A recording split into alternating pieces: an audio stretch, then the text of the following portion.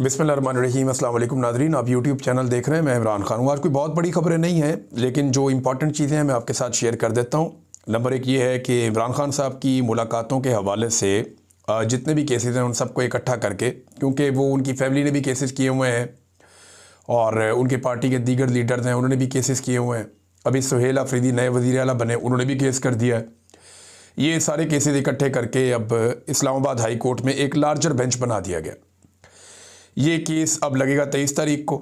जवाब तलब कर लिया अदालत ने कि ले और ये सारे जवाब अपना अपना सुप्रिटेंडेंट जेल को भी, बाकी सबको भी कहा गया ये अपना जवाब ला के जमा करवाएं, बताएं आप क्यों नहीं इमरान खान की मुलाकातें करवा रहे हैं, रीज़न क्या है। तो इसमें जनाब जो बेंच बना उसमें सरफराज डोगर साहब, once again chief justice Islamabad high court, जो इमरान खान के लिए और पाकिस्तान तहरीक इंसाफ के लिए सबसे मुतनाज़ जज हैं, वो इमरान खान से रिलेटेड हर केस में ख़ुद अपने आप को शामिल रखना चाहते हैं। और ये वैसे उनको लाने की शराइत में से भी मुझे एक लगती है कि इमरान खान से रिलेटेड चीज़ों को दबाना है या कंट्रोल करना है तो जस्टिस सरफराज डोगर को अपना किरदार अदा करना पड़ेगा, और वो कर भी रहे हैं। दूसरे अरबाब मोहम्मद ताहिर साहब हैं, तीसरे आज़म खान साहब हैं। ये जजेज़ हैं जो लार्जर बेंच में अब केस सुनेंगे कि इमरान खान साहब की मुलाकातों का मामला क्या है। उम्मीद है कि कोई रास्ता शायद निकले, क्योंकि अदालत के बाद ये तो इख्तियार होता नहीं है कि वो मुलाकात रोक दे। ये तो उन्हें कहना तो यही पड़ेगा अल्टीमेटली कि मुलाकात करवाई जाए। अब उसके अंदर वो दूध में मेंगड़े कैसे डालनी है और काम कैसे ख़राब करना है ये हम देख लेंगे, एक आधे दिन में चीज़ें सामने आ जाएंगी। एक और बड़ा इंकशाफ है नाज़रीन, ये खबर इंपॉर्टेंट है। देखें, हम मादनियात के ऊपर बात करते हैं। पाकिस्तान के पास कीमती मादनियात हैं। अभी कुछ बैनुल अक़वामी रिपोर्टें भी छपी हैं जो ये बताती हैं कि पाकिस्तान के पास जो मादनियात हैं वो नहायत कीमती हैं। यही मादनियात हैं जिनके कुछ नमूने पाकिस्तान के फील्ड मार्शल आसिम मुनीर ने डोनाल्ड ट्रंप को उस वक्त पेश किए जब शहबाज शरीफ भी वहाँ पे मौजूद थे। इसके ऊपर पूरी दुनिया में बड़े अजीबोगरीब मीम्स बनाए गए कि पाकिस्तान का आर्मी चीफ एक दुकानदार की तरह काम करता है। तो ये पाकिस्तान के लिए थोड़ा शर्मिंदगी का बायस बनी वो तस्वीर। लेकिन बाद में ये बताया गया कि ये आर्मी चीफ ने ख़रीद कर डोनाल्ड ट्रंप को दिए और ये मादनियात के नमूने हैं। तो ये एक तरह का ऐसा है कि पाकिस्तान के पास बेहतरीन मादनियात हैं तो अमेरिका को उसमें दिलचस्पी लेनी चाहिए। अब इन मादनियात के अंदर अमेरिका समेत दुनिया के कई बड़े जो स्टेक होल्डर्स हैं उनको दिलचस्पी है। चाइना को बड़ी दिलचस्पी है, उसने पाकिस्तान में बहुत पैसे लगाए। और जब वो पैसे लगा रहे थे, लेकिन जब भी कोई आपको कर्जा देता है तो वो ये देखता है कि मैं इसको कर्जा तो दे रहा हूँ, क्या ये वापस कर सकता है। जब आपको ये पता चलता है कि ये वापस नहीं कर सकता तो फिर आप देखते हैं कि इसकी प्रॉपर्टी कितनी है, इसके बाद गाड़ी कौन सी है, घर कौन सा है, ज़मीन कौन सी है, बाग लगा हुआ है। तो फिर आप हिसाब लगा लेते हैं कि अगर ये मेरे पैसे वापस नहीं दे पाएगा तो ये चीज़ें तो मुझे दे देगा, कम से कम मेरा नुकसान आराम से पूरा हो जाएगा। तो चाइना ने पाकिस्तान को बहुत पैसा दिया और चाइना परवेज़ मुशर्रफ के दौर में सर्वेस कर चुका था कि पाकिस्तान में कहाँ कहाँ पे कौन कौन सी मादनियात मौजूद हैं।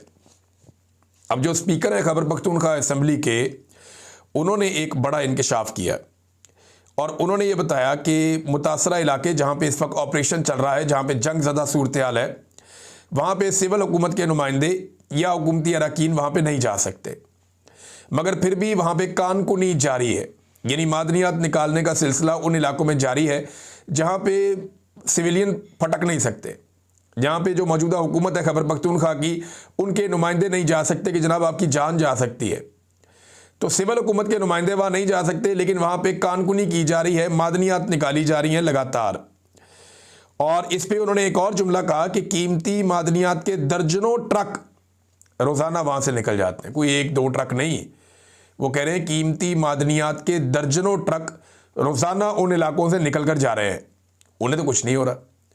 अब उस पर उन्होंने कहा जी एक्शन लिया जाएगा। स्पीकर के मुताबिक आईजी को वो बुलाएंगे और कोर कमांडर को बुलाएंगे और इसके ऊपर ब्रीफिंग लेंगे कि जनाब ये मादनियात कैसे निकल रही हैं वहाँ से। और मादनियात निकालने के ऊपर खैबर पख्तूनख्वा की हुकूमत को एक पॉलिसी बनानी चाहिए, सारी चीज़ों को रिव्यू करना चाहिए कि मादनियात कौन सी निकल रही हैं, किस ठेके के तहत निकल रही हैं, किस कानून के तहत निकल रही हैं और किसको जा रही हैं, और उसमें खैबर पख्तूनख्वा को या वहाँ के जो मकामी अफराद हैं उनको क्या हिस्सा मिल रहा है। कुछ अर्सा पहले DGISPR का एक स्टेटमेंट बड़ा मुतनाज़ हो गया था जिसमें उन्होंने फरमाया था कि ये मादनियात कहते हैं हमारी हैं, तो क्या ये अपने जहेज़ में लेकर आए थे, यानी इनकी माओं के जहेज़ों में तो नहीं आई। ये इस तरह से बात की थी। DGISPR का ये कहना था कि मादनियात किसी के जहेज़ भी नहीं आई हुई, ये पाकिस्तान की हैं। लेकिन अगर पाकिस्तान की हैं तो पाकिस्तान कौन है? पाकिस्तान के अवाम ही पाकिस्तान है। और जिन इलाकों में ये मादनियात निकल रही हैं, अगर वहाँ बदअमनी रखी जाती है, अमन कायम नहीं किया जाता, या वहाँ तामीर व तरक्की नहीं होती और इन मादनियात के से मिलने वाला जो पैसा है वो उन लोगों की खुशहाली पर नहीं लगता, तो फिर तो कोई फ़ायदा नहीं। अब स्पीकर ने कहा जी इसके ऊपर अब इंक्वायरी करेंगे। कमेटी बनी हुई थी, लेकिन ये वज़ीर आला की तब्दीली का मामला आ गया, लिहाजा अब कमेटी दोबारा से अपना काम करेगी। नाज़रीन, एक और ख़बर है मेरे पास। ये खबर मैंने पढ़ी, मुझे बहुत अजीब लगा, मुझे दुख भी हुआ। ये माजिद निज़ामी साहब की ख़बर है, उन्होंने ये दी थी और बड़े अच्छे जर्नलिस्ट हैं वो। चंद दिन पहले उन्होंने ये खबर दी थी, 16 अक्टूबर के अखबार में ये खबर छपी हुई थी। अब हुआ ये था कि एक फ़ौजी ऑफिसर है वो शहीद हो गए। खजूरी चेक पोस्ट है एक मीर अली में, खजूरी पोस्ट, वहाँ पे एक साबिक फ़ौजी ऑफिसर है, उनका बेटा ज़फ़र सईद, वो वहाँ पे तैनात था, वो भी अभी फ़ौज में सर्व कर रहा था, वो वहाँ पे शहीद हो गया।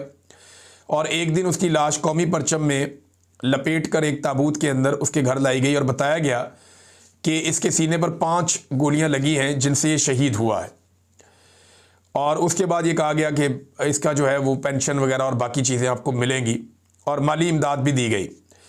लेकिन जब बेटे की जो बेवा है उन्होंने और जो फैमिली के लोग हैं उन्होंने पेंशन के लिए रब्ता किया इदारे से, तो उन्हें ये बताया गया जी इसने तो ख़ुदकुशी की है। अब ये एक बड़ी अजीबोगरीब बात है कि 2 मरतबा माली इमदाद मिल गई, लेकिन जब शहीद की वालदा और बेवा पेंशन के लिए गई तो उन्हें कह दिया गया कि उसने ख़ुदकुशी की है। अब मुझे समझ नहीं आ रही कि ये कैसे हो सकता है कि एक आदमी अपने सीने में 5 गोलियां मार के ख़ुदकुशी कर ले। मेरे जहन में जो सादा सवाल आता है वो ये आता है, ख़ुदकुशी तो अगर किसी ने गन से करनी तो पिस्टल सर में रख के मार लेते हैं गोली, या नीचे रख के मार लेते हैं गोली। मैंने तो ये देखा है और केसेस में भी ये देखा है कि या तो लोग नीचे से मार लेते हैं या सर में मार देते हैं नॉर्मली गोली, और वो ख़ुदकुशी हो जाती है। सीने के अंदर 5 गोलियां कोई आदमी कैसे मार सकता है ख़ुदकुशी में? यानी एक गोली मारेगा तो उसके बाद तो उसकी हिम्मत नहीं होती दूसरी गोली चलाने की, लेकिन वो कहते हैं जी अपने सीने में 5 गोलियां इसने मार के ख़ुदकुशी की है। ये बड़ी अजीब ख़ुदकुशी की कहानी है जो अब सामने आई है। मेरे ख्याल में इस पर आर्मी चीफ को नोटिस लेना चाहिए और जो मिलिट्री क़यादत है उन्हें नोटिस लेना चाहिए, कोर कमांडर को वहाँ पे नोटिस लेना चाहिए और इस केस को दर्द दिल के साथ देखना चाहिए।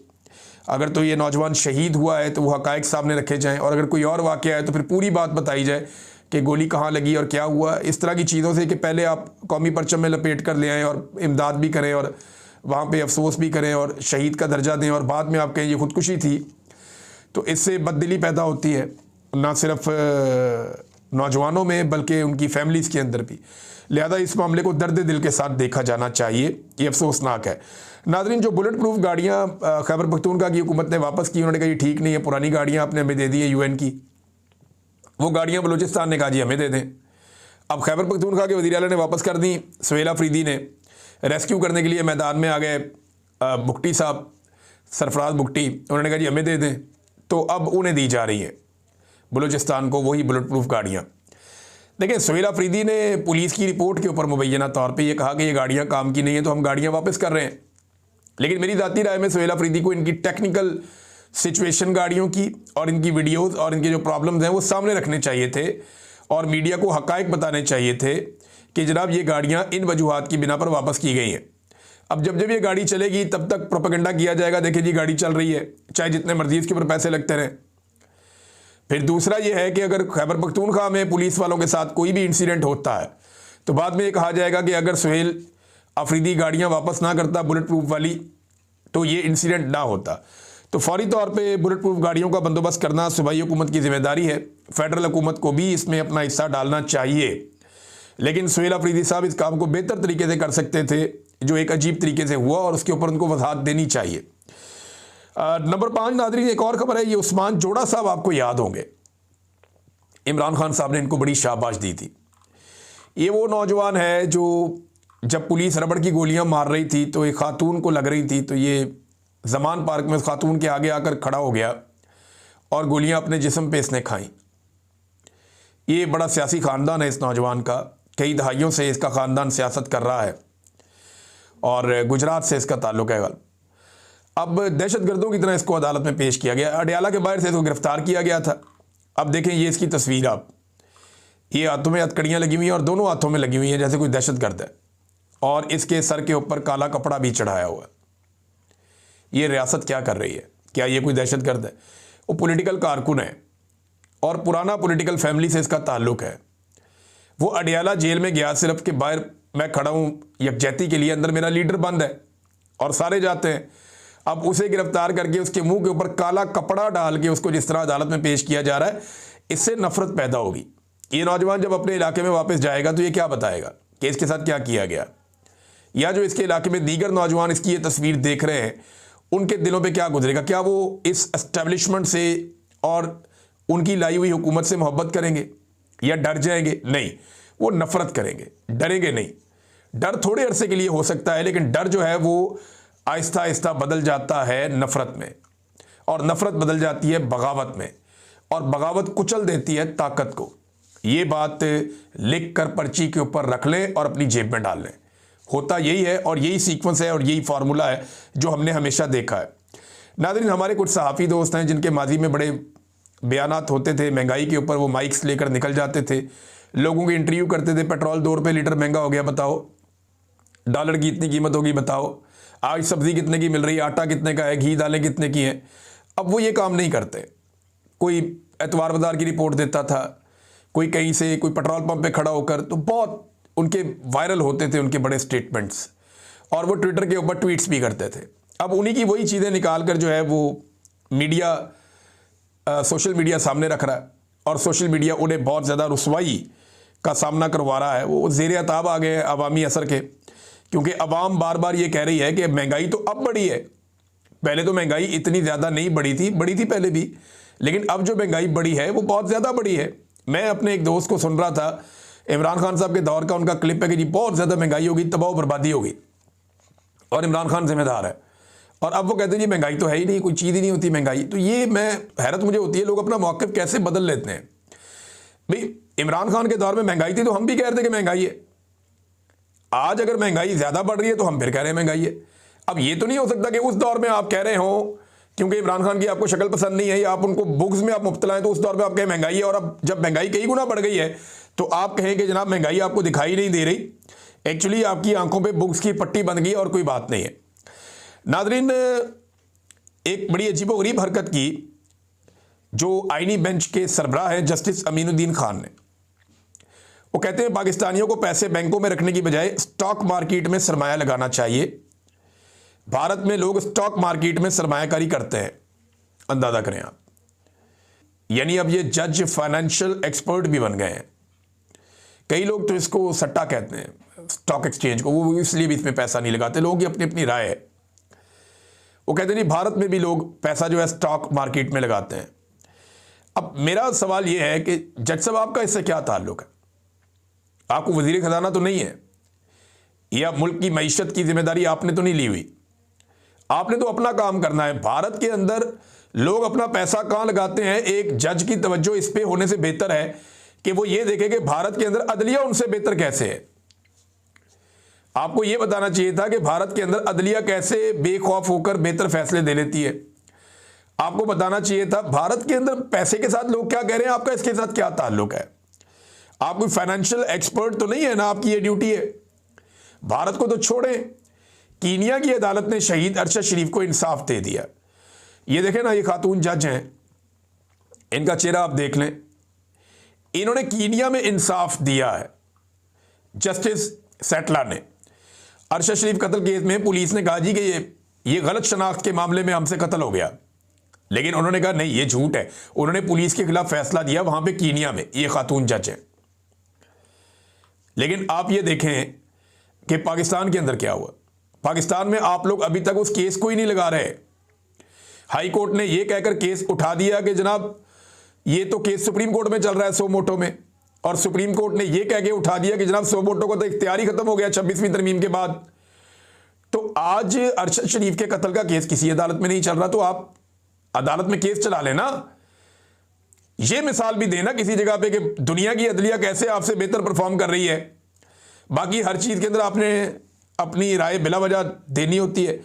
नाज़रीन, भारत ने अफगानिस्तान में अपना सफारत खाना खोल लिया है, बहाल कर दिया है। ये बहुत इंपॉर्टेंट खबर है। और मैं इसको इसलिए कह रहा हूँ कि पाकिस्तान को थोड़ा तवज्जो देनी पड़ेगी। ये बड़ी अच्छी बात है कि पाकिस्तान की हुकूमत ने अक्लमंदी का सबूत दिया और कतर में जाकर मुज़ाकरात किए और अब इस्तांबुल में भी मुज़ाकरात होने जा रहे हैं। ये बड़ी अच्छी बात है। अफ़गानिस्तान और पाकिस्तान के दरमियान जो मामलात हैं वो जितनी जल्दी तय हो जाएं उतना पाकिस्तान के लिए बेहतर है, क्योंकि जो अजीत दोवल की एक डॉक्ट्राइन है, हम सब जानते हैं कि वो पाकिस्तान को अंदर से कमज़ोर करने की डॉक्ट्राइन है और उस पर उन्होंने बहुत काम किया है। पाकिस्तान के अंदर 2 दर्जन से ज़्यादा उन्होंने अपने टारगेट अचीव किए हैं। उन लोगों को मारा जिन्हें वो समझते थे कि वो भारतीय नैरेटिव के लिए या भारत के लिए कोई प्रॉब्लम हो सकते हैं, आलमी सतह पे उनकी आवाज़ उठती है। यहाँ पे उन्होंने मारा लोगों को। पाकिस्तान में सिखों को भी कत्ल किया गया, दीगर लोगों को भी कत्ल किया गया और भारत ने वहाँ पे सेलिब्रेट किया उसको। तो अजीत दोवल की अपनी एक डॉक्ट्राइन है और अफ़गानिस्तान को भारत बड़े लंबे अरसे तक पाकिस्तान में दहशतगर्दी और तखरीबकारी के लिए इस्तेमाल करता रहा है। अफ़गानिस्तान की सरजमीन को करज़ई हुकूमत में, उसके बाद अशरफ गनी हुकूमत में, परवेज़ मुशर्रफ ने इसके बारे में खुलकर बताया था कि 12 ट्रेनिंग कैंप्स भारत चलाता रहा अफ़गानिस्तान में, जहाँ से लोग ट्रेंड होकर पाकिस्तान आते रहे और पाकिस्तान के कबायली इलाकों में, पाकिस्तान के सेटल्ड एरियाज़ में और बलूचिस्तान में दहशतगर्दी के तवातर के साथ वाक़यात होते रहे। एक कैदी भी है पाकिस्तान के पास जो भारतीय मिलिट्री ऑफिसर है साबिक, कुलभूषण जाधव। अब भारत ने दोबारा से अपना सफारतखाना बहाल किया अफ़गानिस्तान में, तो ये पाकिस्तान के लिए एक परेशान कुन बात है। पाकिस्तान को हर हाल में अफ़गानिस्तान के साथ ज़्यादा बेहतर ताल्लुकात रखने और मगरबी सरहद की तरफ से जो पाकिस्तान को हमेशा से एक बेफिक्री रहती थी उसे कायम रखने की कोशिश करनी है, क्योंकि भारत तो वही करेगा जो उन्हें करना है। अब पाकिस्तान को ताकत की बजाय, क्योंकि सारे फ्रंट के ऊपर आप बार बार लड़ नहीं सकते, हमारी इकॉनमी भी इसकी इजाज़त नहीं देती। हमारे पास इसराइल जैसी इकॉनमी नहीं है कि आप 4-5 मुल्कों से लड़ लें। फ़ौज बड़ी तगड़ी है, हथियार भी अच्छे हैं, लेकिन आपको पैसा चाहिए होता है लड़ाई लड़ने के लिए, और लड़ाई अगर लंबी हो जाए तो फिर बहुत पैसा आपको चाहिए होता है। तो पाकिस्तान की उतनी इकॉनमी नहीं है। मजबूरन अगर लड़ना पड़े तो कौम लड़ती है, फ़ौज भी लड़ती है, हम तैयार हैं। लेकिन अफ़गानिस्तान के अंदर जो हालात पैदा हो रहे हैं उसमें पाकिस्तान को ज़्यादा मुहतात होना पड़ेगा और अफ़गानिस्तान की हुकूमत को बेहतर एंगेज करना पड़ेगा। अब तक के लिए इतना ही। अपना ख्याल रखिएगा, अपने इस चैनल का भी। अल्लाह हाफ़िज़।